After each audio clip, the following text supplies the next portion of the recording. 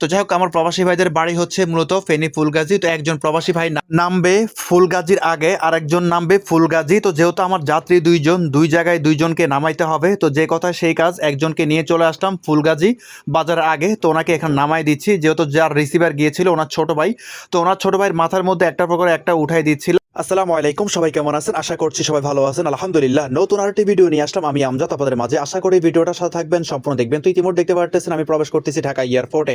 তো এখন বেলা বাজতেছে প্রায় রাত 1:30টার মতো। তো আজকে আমার দুইজন কুয়েত প্রবাসী ভাই আসতেছে, ওনারা অলরেডি ল্যান্ড করে ফেলছে, এখন বের হয়ে যাওয়ার পালা। তাও বের হতে বেরোতে প্রায় আধা ঘন্টা 40 মিনিট লাগবে। তো যে কথা সেই কাজ, বাইরে গাড়ি রেখে কোনো লাভ নাই, যখন তখন মামলা খাইতে হয়। তো এখন বোতল কার পার্কিং টিকিটটা কেটে এখন গাড়ির পার্কিং ঢুকে গেলাম।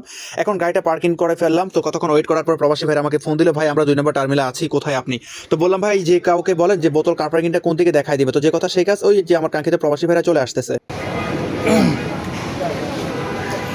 আসসালামু আলাইকুম, ভালো আছেন ভাই? ইতিমধ্যে আপনারা এখন যাকে দেখতে পেয়েছেন উনি আজকের কাঙ্ক্ষিত কুয়েত প্রবাসী ভাই। ভাইয়ের সাথে আমার আগে থেকে কোনো পরিচয় নাই। তো ভাইয়ের সাথে আমার আরেকজন প্রবাসী ভাই আছে।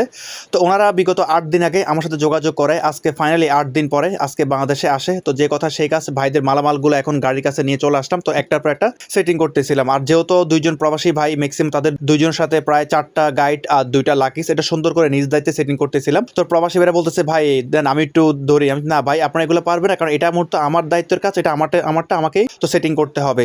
তো যে আমার যে দুইজন প্রবাসী ভাই, তো একজন প্রবাসী ভাইয়ের রিসিভার আসছে তার গ্রামের বাড়ি থেকে। তো আমার এক প্রবাসী ভাইয়ের যেহেতু রিসিভার আসছে, এখন ওনাকে তো আর রেখে যাওয়া যাবে না, যেহেতু দুইজন প্রবাসীর মালামালগুলো অনেকগুলো বেশি ছিল, আর দুইজন কষ্ট করে পিছনে বসতে হবে, কিচ্ছু করার নাই।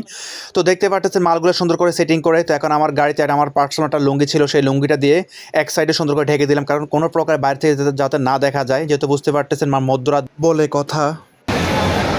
আল্লাহ, বিসমিল্লাহির রহমানির রহিম। জলদি চলে এসেছি, আমরা তো জলদি চলে এসেছি এক হিসাবে। 1:30টার দিকে ল্যান্ড করার কথা। ভাই তো কি অবস্থা আপনার?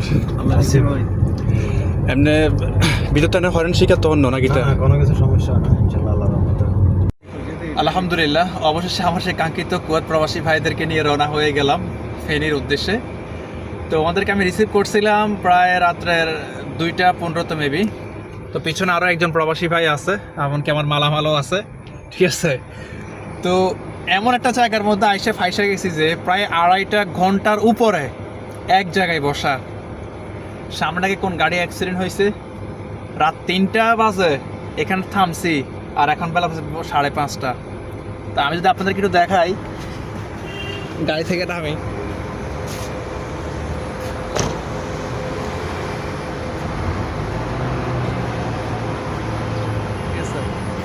দেখছেন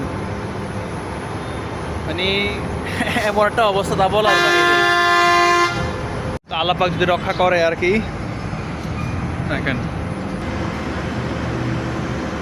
ইতিমধ্যে আপনাদেরকে দেখানোর চেষ্টা করলাম, আর এদিক দিয়ে অনেকটাই ক্লান্ত হয়ে গেলাম। ক্লান্ত হইতে হইতে মনে জীবনটা শেষ হয়ে যাচ্ছে, কারণ 4টা ঘন্টা এখানে এক জায়গায় বসে আছি, আর প্রবাসী ভাইরা ঘুমাচ্ছে, কারণ অনেকটাই পরিশ্রম করে যখন দেশে আসছে, যদি রাস্তায় যদি এত পরিমাণ জ্যাম ফেস করতে হয়, তো দুর্বল না হয়ে তো এমনি দুর্বল হয়ে যাবে। তো যাই হোক আলহামদুলিল্লাহ, অবশ্যই 5 ঘন্টা জ্যাম ফেস করার পরে ফেনীর আগে যে অ্যাস্টারলাইন যে সিএনজি পাম্পটা, এটার বাম দিকে ঢুকে এখন আমরা প্রবেশ করতেছি যে ফেনী পরশুরাম রোডের দিকে। তো যাই হোক, আমার প্রবাসী ভাইদের বাড়ি হচ্ছে মূলত ফেনী ফুলগাজী। তো একজন প্রবাসী ভাই নামবে ফুলগাজীর আগে, আর একজন নামবে ফুলগাজী। তো যেহেতু আমার যাত্রী দুইজন, দুই জায়গায় দুইজনকে নামাইতে হবে, তো যে কথা সেই কাজ, একজনকে নিয়ে চলে আসলাম ফুলগাজী বাজারের আগে। তো ওনাকে এখানে নামাই দিচ্ছি, যেহেতু যার রিসিভার গিয়েছিল ওনার ছোট ভাই, তো ওনার ছোট ভাইয়ের মাথার মধ্যে একটা প্রকারে একটা উঠাই দিচ্ছিলাম, আর পিছনে যেটা লাকিস ছিল সেই লাকিসটা সুন্দর করে বুঝিয়ে দিয়েছিলাম। তো অবশেষে একজন প্রবাসী ভাইকে নামিয়ে দিয়ে তার কাছ থেকে বিদায় নিলাম।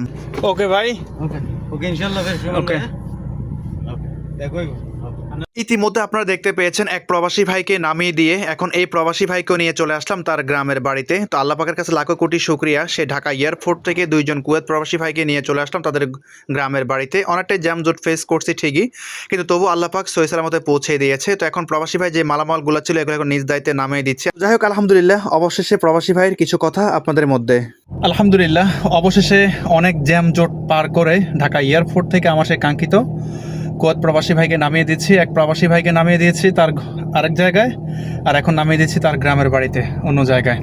তো ভাই আপনারা তো আসলেন এয়ারপোর্ট থেকে এই পর্যন্ত, যথেষ্ট পরিমাণ জ্যামজট ফেস করছি, এছাড়া অন্য কোনো প্রবলেম ফেস করছেন কিনা আমাদের প্রবাসী ভাইদের উদ্দেশ্যে কিছু বলেন।